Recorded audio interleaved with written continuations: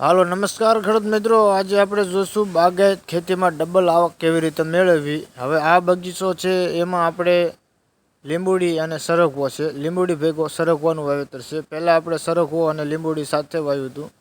હવે આપણે 3 વર્ષની લીંબુડી થઈ એટલે સરગવો આપણે કાઢી નાખવાનો છે। સરગવામાં 2 વખત વાવ્યો હતો એટલે વણની સાલ થોડુંક સરગવામાં મોડું રહ્યું હતું, એટલે છોડ નાનો છે। એનું કારણ એવું છે કે પાછેતરા વરસાદ હતો એટલા માટે, પણ તોય છતાંય આમાં ઉત્પાદન મળશે અને રિઝલ્ટ મોડું થોડુંક આવે છે। એનું કારણ એવું છે કે સવારમાં વિડીયો બનાવ્યો હતો એટલા માટે।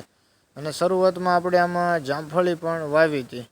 હવે હું તમને થોડાક સમયમાં જામફળી બતાવું। તમે જોઈ શકો છો કે આ આપણે સરગવા ભેગી જામફળી અને લીંબુડી, અને જામફળી આપણે કાઢી નાખી છે અને હવે સરગવો અને લીંબુડી હતી। સરગવાનું વણ જ ઉત્પાદન લેવાનું છે, વણ કાઢી નાખવાનું છે, પછી નકરી લીંબુ રહેશે એટલે લીંબુમાં સતત અમે ઉત્પાદન ચાલુ થઈ જશે।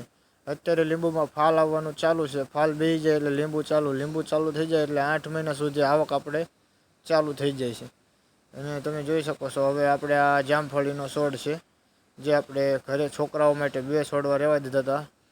તો તમને દેખાશે વિડીયોમાં, મેં દેખાડું તમને। આ જામફળીનો છોડ જો, આ જામફળીનો છોડ છે। આમાં આપણે જામફળનું પણ અઢળક ઉત્પાદન લીધું હતું। આ ઘર માટે 2 છોડવા રાખ્યા હતા છોકરાઓ માટે। અને હવે લીંબુ છે એ કન્ટિન્યુ આપણને ઉત્પાદન દે છે અને લીંબુના ભાવ પણ સારા અત્યારે મળે છે।